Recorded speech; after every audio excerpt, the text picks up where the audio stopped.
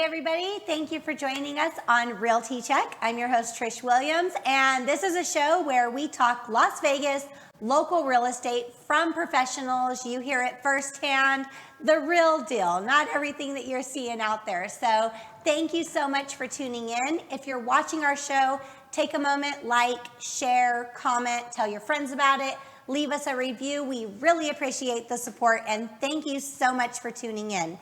So today we have some guests on our show, of course.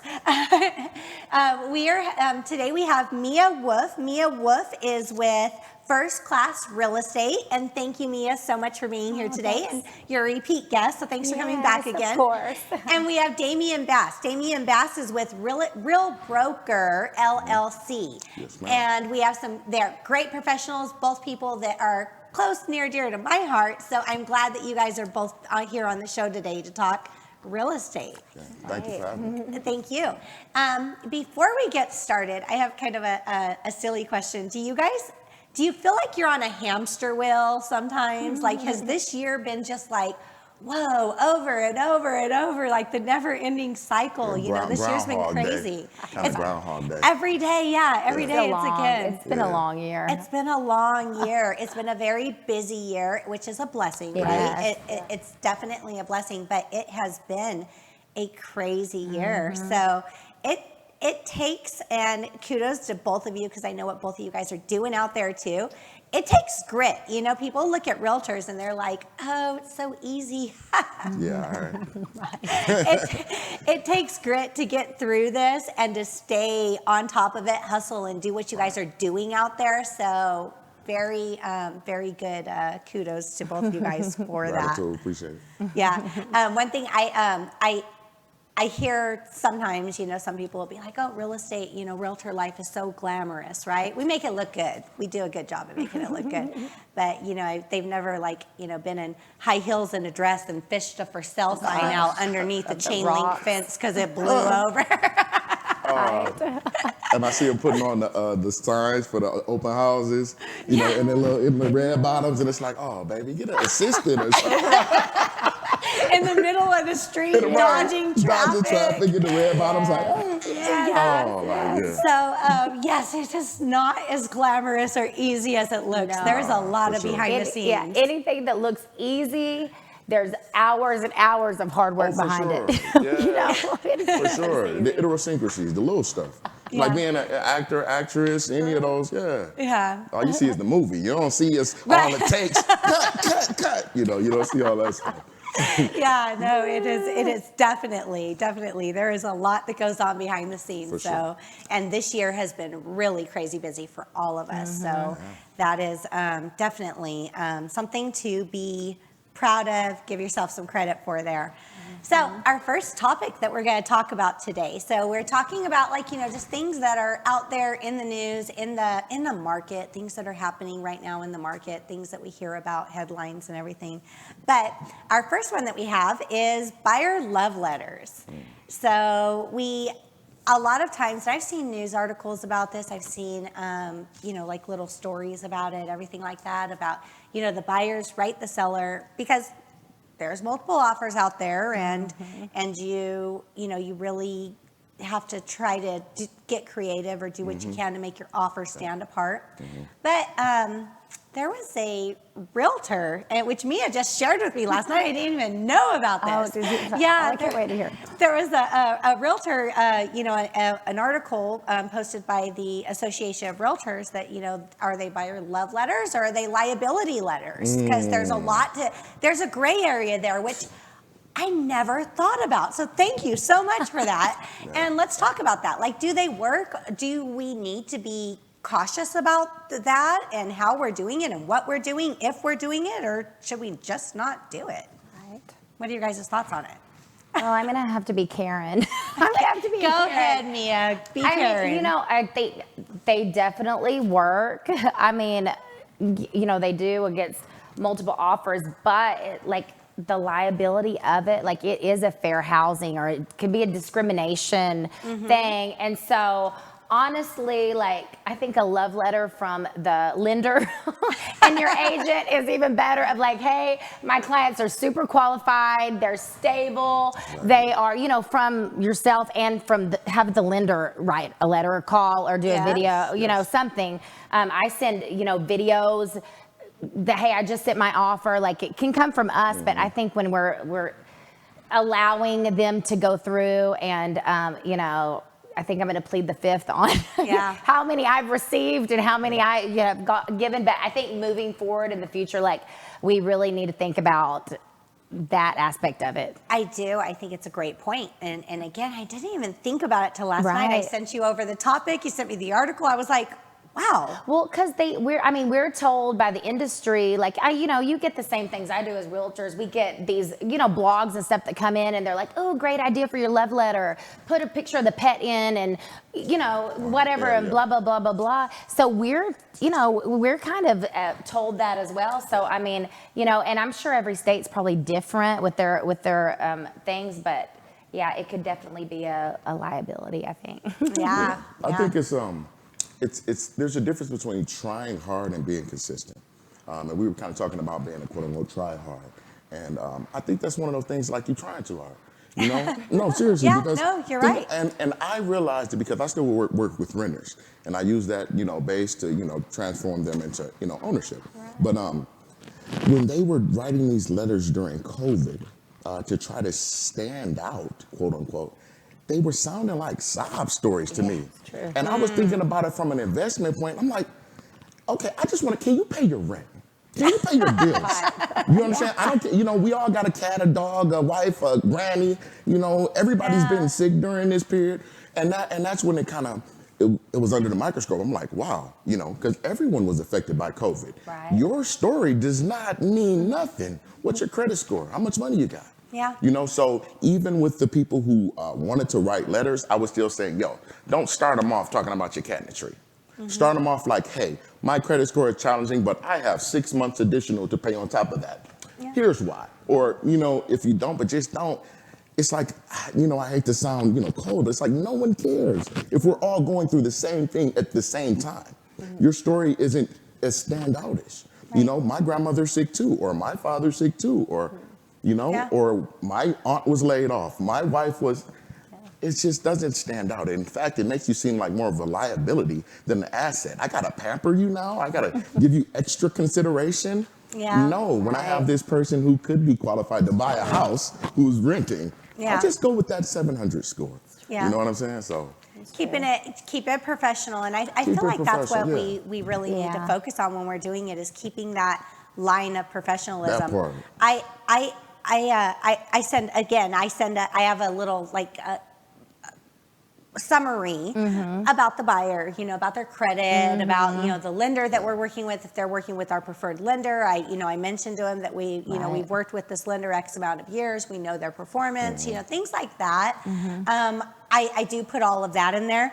I let the agents know about our team, you know, I mean, I do feel like there's not, you know, there's some other people out there that you might get in a contract with and never hear from them. It's crazy disorganized. They'll never deal with that issue with us. Correct. Just giving them that kind of assurance, I feel like all of that's good. That's hard working. And it's maybe not so much. And you know, I'm going to be honest. I've had buyers write love letters, and I never really thought about it. I did. Yeah. And I have been recommending, you know, like when they write the letters, don't include a picture, because I don't want them judging you on who you are, and who knows what it's out there. You know, you never know how people think, right? And I don't want to know how people. I don't want to know. I don't want to feel that way, right? So, I don't. I'd rather not have any feelings in my head about that. And after reading that article yesterday, I'm not suggesting it anymore. Right. Well, and too, as a listing agent, of course, we have our head is completely different. So I tell my sellers, I'm like, listen, like, we need to take the cleanest, the best offer. If I hear from the lender, that's amazing. You know, I want it to be professionally written. If they have a team and a TC already attached, like that stands out to me, and I let my sellers know Absolutely. for sure. You know, that and communication with agents are so important too. Yeah. As far as a listing agent, I mean, as a buyer agent, of course, I want to do everything I can to get their offers accepted.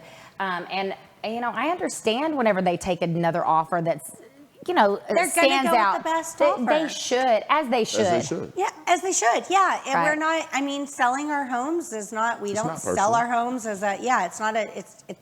I guess in some cases, some people sell as a charity Right. thing, but Not most people. Most people are With the not people they selling. know, typically, in yeah, that case. That's Right. their Yeah. largest investment. They want to make the most money out of their investment, and yeah, it's heartbreaking when you hear these buyers like it's, you know, we tried 30 offers and we have it.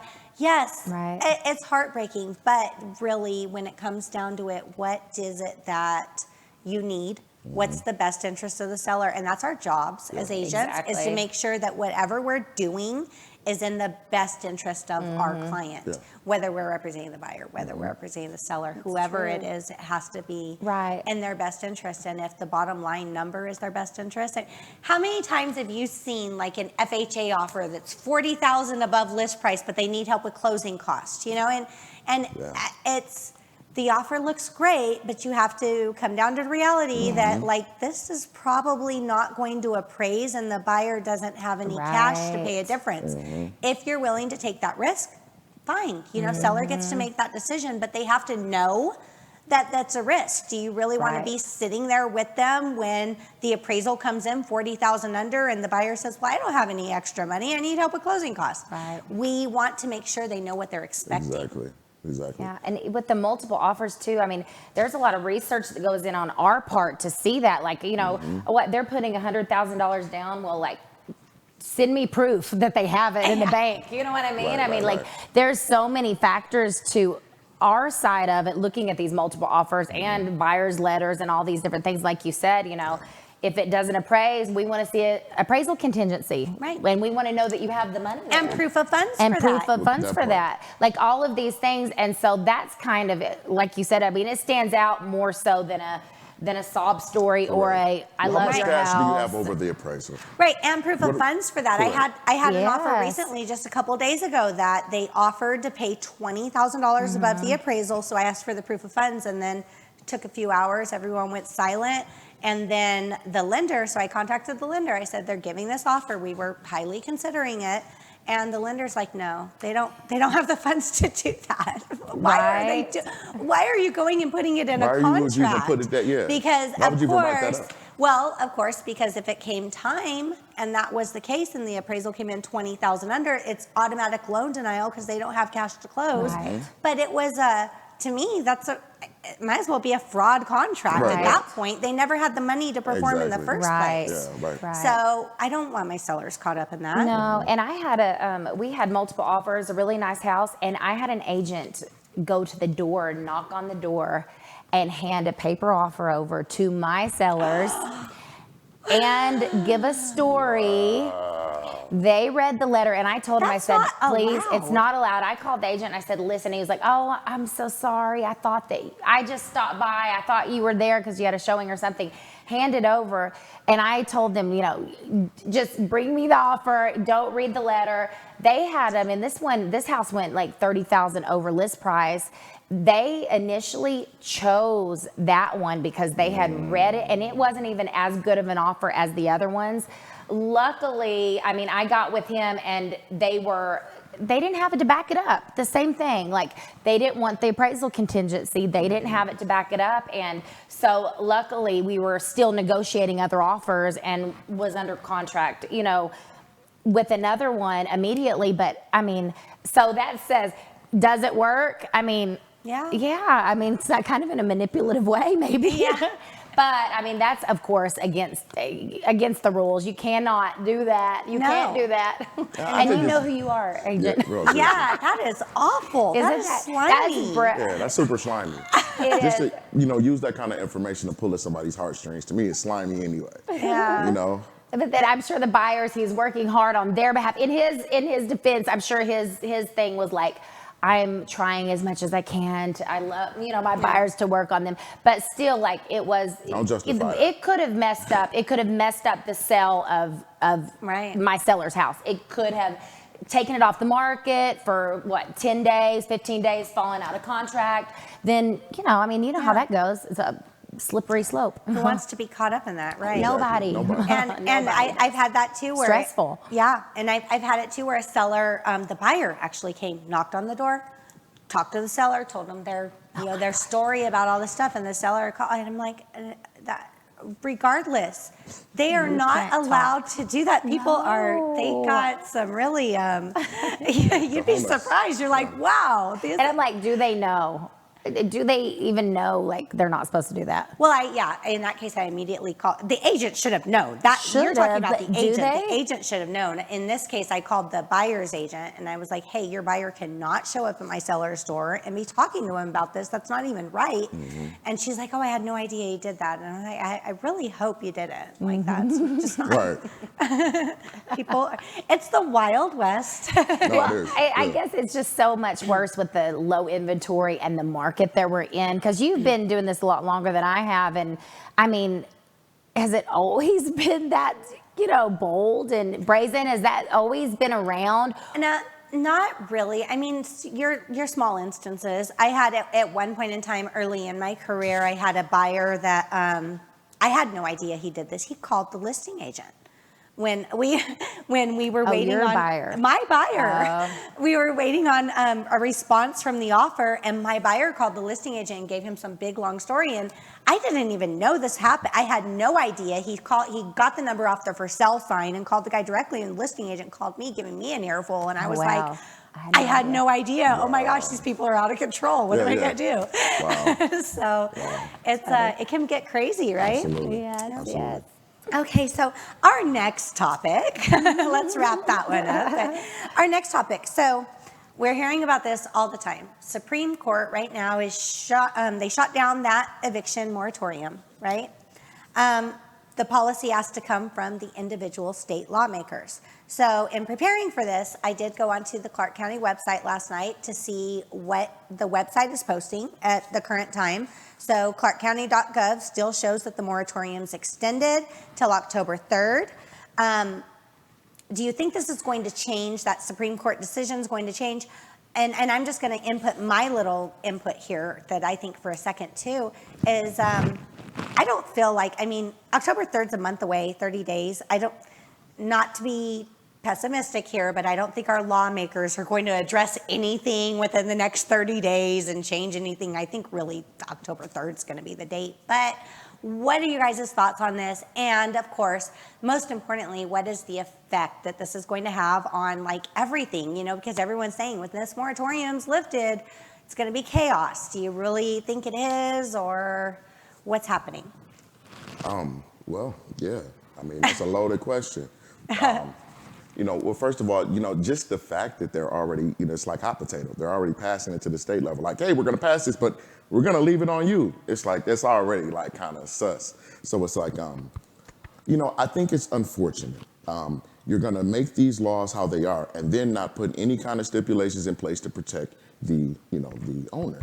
Mm-hmm. So it's like, okay, it's almost like, are you trying to rig it? Like, okay, are you trying to bankrupt us? No, it's like, I'm almost taking it personal. So it's like, you have to pay to live, And if you're going to make it so that people don't have to pay to live, well, then require the people who own them homes to not have to pay either. Right. Or issue them some kind of temporary HUD voucher or something.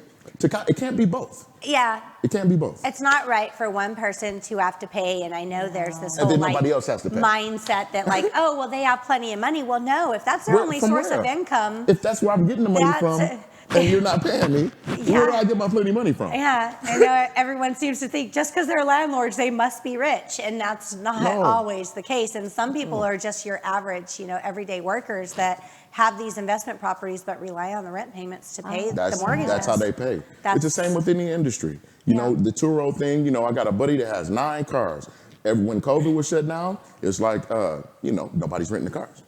Yeah. or whatever the case. So it's like, okay, if people aren't paying, it doesn't matter. If I'm in a retail or sales business, if people aren't able to pay for my services, then how am I making income? You're And not. if they're not paying, you should be able to evict them, right? Yeah. Or, Yeah. or you should be compensating me. that is- I should get a Or, voucher. yeah, if you, I understand we don't want to create a homeless problem. Right. You know, no one does. Pay my mortgage. Yes, then there should be some relief for the property owners. They Correct. should not still be responsible for those mortgages. Exactly. If the government is telling them the tenants don't have to pay. Exactly. I hope in October, it's just been extended so many times. I think a lot of investors and a lot of landlords are kind of like losing hope in, in the legalities of it. Like, oh my God, is October 3rd? Because it's been extended, what, 2 or 3 times already. It's like we thought it was going to be over. It's not. I've sold 2 houses of, like you said, I mean, it was like, and they were actually military families that had a house here that kept it as an investment property and had a tenant that wasn't paying. They've been keeping up 2 mortgages for 8 months. It's hard. And it's hard. And, at the end of the day, like you said, somebody has to pay, and it takes a long time to get funds and relief funds and things like that. And, your rent is probably somebody else's food on their table. Right. And, we sold, thank goodness it worked out and they ended up making a profit on it. And, nothing was hurt on that, but there was 8 months gone. And, I think we're lucky right now that, most of the investors, I don't think we'll see a lot of foreclosures. I mean, I don't think there's that many there's behind. equity. There's Correct. equity in the houses, which is saving it. The low inventory will save, that part of it. But are there going to be a lot of renters? Because I'll tell you what, the rental, right now, rentals are harder to secure than Yes. buying a house. I mean, you have multiple Seriously, offers no. on renters, and renters are saying, hey, I'll give you more. They're like, I'll pay more because they are. And then what about these renters that are going to be evicted because they haven't paid? Who is Where going are to want they to Where rent they to gonna them? go? Who's going to want to rent to them? Yeah. Like the standards of rentals are like, you'll see them, like they want a 700 credit score and we want 4 months paid up front. I know. And $1,800 for a 2-bedroom apartment. Yes. Exactly. So I that's work with what renters, I worries know. me is where are the people that are, because there are people that are not paying. Correct. I'd love to know the number of how many actually are Yeah. on the books. I mean, just me, I know of like probably 10 people that have reached out to me saying, hey, I need help securing a rental. I'm going to be, in October, I got to get out. And like, I'm just like, I don't know who, and this is probably like property management. Like, what are the standards going to be on that? Because they're going to be a risk. Yeah, no, definitely. There's so much uncertainty in the whole situation. And again, like you were saying about, owning rental properties, back when I was in my early 20s, I had this small, condo that I owned, and then later on got married. The market was upside down. I relied on that rent every month because I couldn't carry 2 mortgages. And that's, if it's not only the not paying part of it, because you can get through a few months, but not paying, you can't sell if you can't evict the person out of it for non-payment. You're really stuck. It's the catch-22 for me. It is a predicament. Yeah. So predicament. there's a problem on both sides. And, I hate to say, big government help us out, but wow, we need a solution.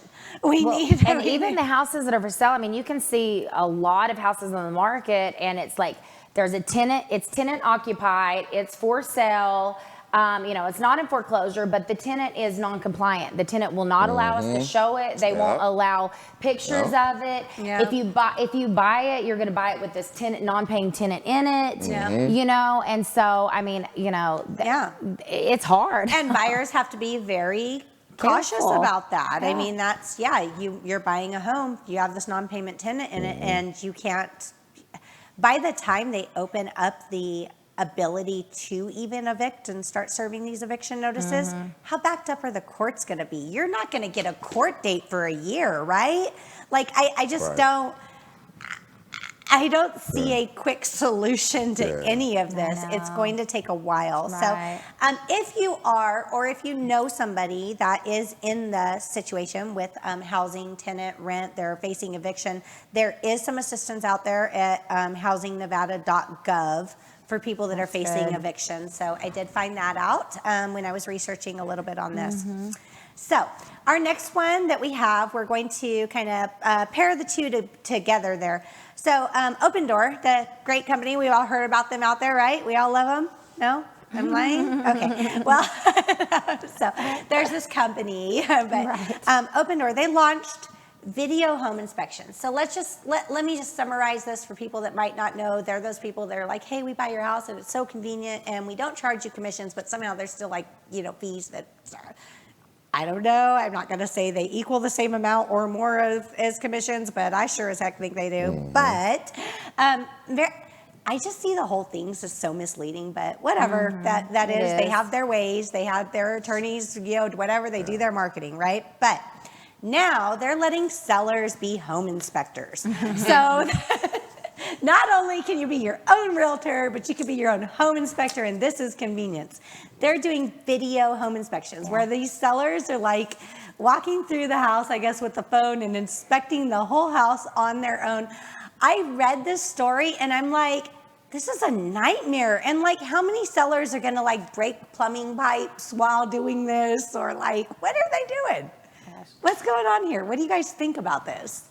I've seen this done or spoke with somebody, and it was actually a for sale by owner. Yeah. And they were talking about doing that, like the offer. We thought about selling, and the offer was great. They wanted us to go around with the phone and show them all of this stuff, but by the time it was over, they needed to do so much. So it's almost catch-22. And the reason this was because in different markets and in different areas, there's different, I mean, honestly, like termites. Do we even have termites here? You know what I mean? There's different things that we don't do here versus in the South, mildew, water. There's different stuff. Basements. We don't have basements here most of the time. There's different things, and they were requiring all of these things that, like, honestly, like isn't even privy to the Las Vegas market. And the water heater was something about it. We have to have earthquake straps. We always make sure everybody knows you have earthquake straps on your hot water heaters. But it was like with this one, it had to be encased, it had to be elevated a certain amount, and it was like they didn't know our area. It was obvious. And at the end of it, the guy was so stressed out over it. So maybe it will backfire.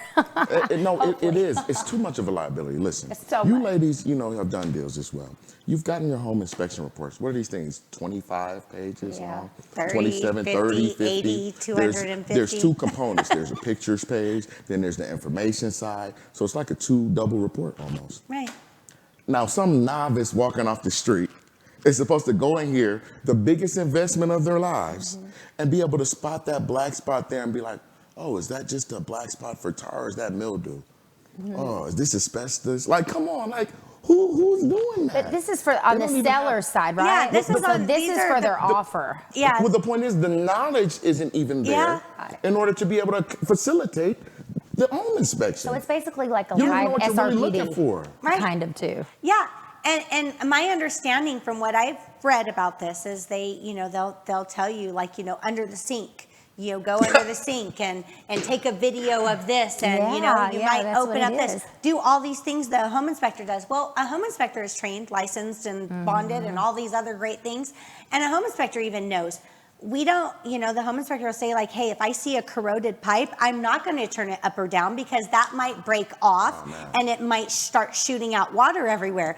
How many homeowners do you think with these video walkthroughs are having these, like, oh, they told me I have to move this on video. And oh my gosh. Like, it's just so much liability there.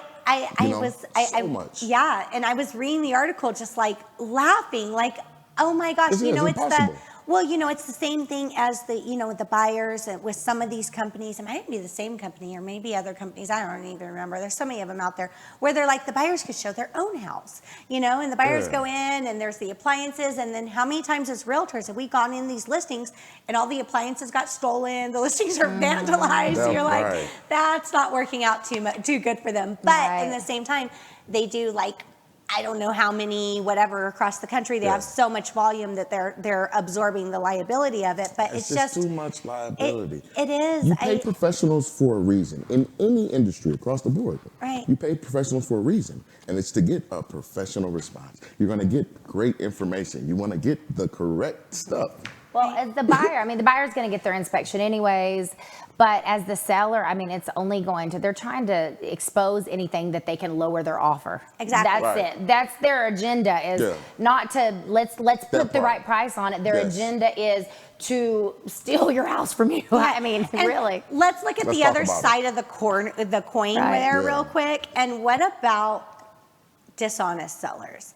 What about the sellers that maybe, I don't know, maybe they have ways or they've thought this through or something like that, but what about the people that that video walkthrough might not even be that house? That part. They find so many ways to hack That's stuff. why I like the SRPD here, It's like, you got to disclose that stuff. And if you don't, you should be held liable. Yeah, I just feel like there's a lot of room for a lot of mishap in the whole situation. For sure. Yeah. For sure. And when it comes down to it, of course we're realtors. We're going to promote hiring a realtor to sell your biggest investment. Yes. That's definitely, I'm not promoting it just because I'm a realtor, but how would you know the difference? But think about this. You have a diamond ring to sell, right? Say you have a diamond ring. It's this beautiful, rare diamond. It's, there's so much amazing things. Are you going to contact a jeweler dealer to deal with this, to appraise it, to do everything for it? Or are you going to go to Super Pawn? Don't take your house to a pawn shop. This is it's exactly what you're doing. They're going to pay you the least amount than a professional that specializes in it. Exactly. It's really it's not doing you. Yeah, they're not looking represent yourself in court next. They're not, and the thing is they're not saying, show me all the aspects that can sell your house, your RV parking, your backyard. They're not saying showcase it. They're saying, show me what's wrong so we can give you the least amount of money. At the end of the day, you can package it however they want to. It's unethical. But as a buyer, and I see houses listed with these agents, as a buyer's agent, it's hard. Communication's hard. It's hard to find out anything about the house, history of the house, you know what I mean, without a local agent being able to talk to. It's difficult. Yeah, no, I agree. I just feel like it's, I don't know. There's definitely, everyone has their own way of doing things and everything like that. But I just, I don't know, I think it's a little bit silly just knowing, all the things that we go through. I feel like it devalues us as professionals, home inspectors as professionals. Yeah, absolutely. They're saying, hey, now you can do your own. You can. I feel like, these professionals, they go through a process to get licensed, and it's just devaluing the whole professionals in the industry. Yeah, there's a free website called Internachi, which talks about, being a home inspector or stuff like that. People feel free to go on that site and see how intricate it is in order to see what all that process entails. It ain't just looking at windows and walls, Well, it feels very cold and disconnected as a person. And I've been to, I've showed houses that were automated and, and just me even going to look at it, preview it for a buyer. It's too much work. It feels, you know what I mean? Put in this code, do this.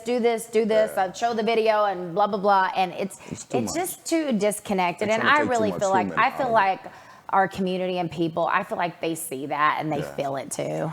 Some people do. The struggle is for realtors. They're sending in really these great offers. They're sending people great offers right now that look good.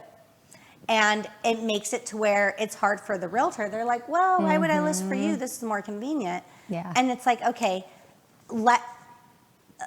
go 2 weeks in Right. and let me know how And good that's it what is. they Yeah. do. And Yeah. they end up calling back and saying, they nickel and dimed me. I'm going to end up with nothing. And I need an agent to list it. Yeah, but some people 2 weeks in, they can't start all over, and that's I That's guess the the sad intent. part. Yeah. That's their It is. model, Yeah. right? No, seriously. But Yeah. it's that it just To makes get you it. halfway in the ocean. Yeah, get you halfway in the ocean, then what are you gonna do? You know, Just- and a lot of times I talk to people afterwards, and they're just like, "Yeah, that wasn't the best idea." I know. you And that's like buyer, and sellers beware, like, look at your options. Look at that offer and then talk to an agent and then talk to another agent, if it's. Just ask a professional. I- Get a consultation. I love it when people interview more than one agent. too. And Yeah, it's I great. don't feel offended by Not that at at all, all. because at the same time, I'm like, if you're hiring me, you feel like I could do the job, and Yeah. you like what I'm doing, Right. then I know you chose me. You can't. Exactly. It's not. It's like dating almost. It is. It is. Yeah. Yeah. You don't want to. I don't want want to you to hear choose that. me. That you chose me because I was the first person that walked in the door, Yeah, and then no. halfway through, you're like, "Did I pick the right one?" Yeah, no. It's. I really do like it when people do their research. Right. I feel confident enough that Exactly. it's going to be okay, Of and I'm sure you course. guys are the same Absolutely. way. You guys are both amazing agents, amazing professionals, and you. it would be a good choice. Yeah, So- exactly. On that note, looks like we're going to be wrapping everything up here today. So, you guys, Damien, if someone wants to contact you, how do they reach you? I'm on social media, Vegas Realtor DB, on Instagram. I mean, you have an open email. My email's on the screen, basslasvegas@gmail.com. And I still help renters too. Everybody needs housing. That's Of good. course, of That's course. good. Yeah. That's awesome. Yeah. Thank you. Yeah. And Mia, how do people get a hold of you? Mia Wolfe on Facebook, Instagram. You can shoot me a text message, anything. I'm always around. Yeah. Yeah. Good. Thank you, Mia. Thank you again for being here. And you guys, I'm Trish Williams. You can call me, text me, send a bird with a with a note. I'll get it. Whatever. However you want to reach out, we're good. Thank you. And thank you guys for tuning in. Again, if you're watching our show, please take a moment, like, comment, share, and we will be back again next week talking more real estate. Thank you.